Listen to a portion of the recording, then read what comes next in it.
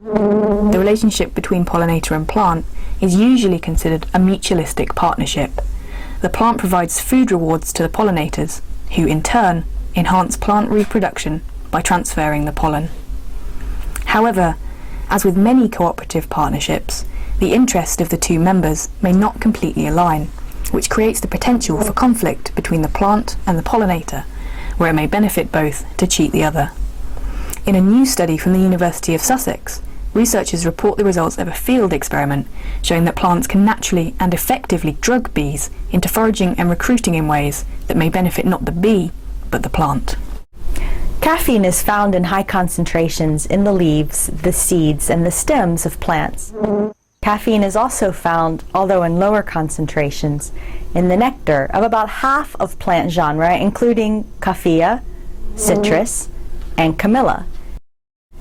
We hypothesized that caffeine could be having an effect on the behavior of the pollinators. To understand the ecological significance of caffeinated nectar, the scientists trained individually marked honeybees to forage at one of two feeders, both at the same distance from the hive. One feeder contained 1 mole of sucrose solution, and the other feeder contained a 1 mole of sucrose solution laced with caffeine at a concentration found naturally in nectar. After training, the freely flying honeybees foraged reliably and at their designated feeder for 3 hours. The researchers began by monitoring the foraging frequency. This was done by counting the number of times an individually marked bee returned to her feeder to drink during the 3-hour period. As predicted, they found that a forager collecting the caffeinated solution returned more often, about 24 times per 3 hours, compared to a forager collecting the non-caffeinated control solution, who returned around 19 times.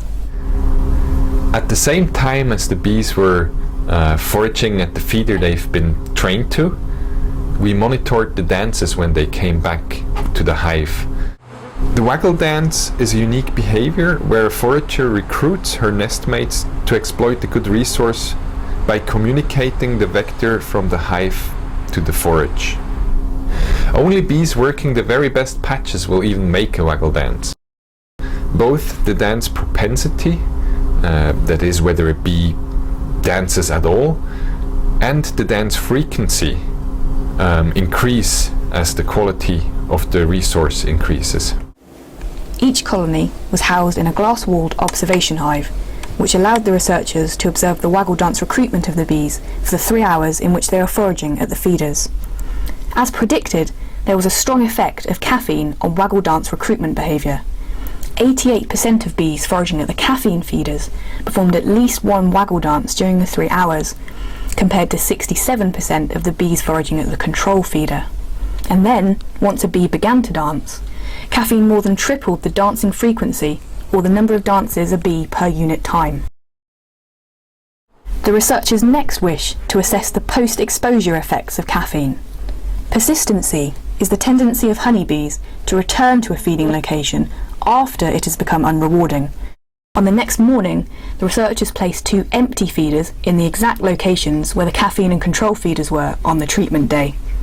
For the next 6 days, they monitored the 2 feeders for the persistent visits of marked foragers, returning to investigate the now unrewarding feeder.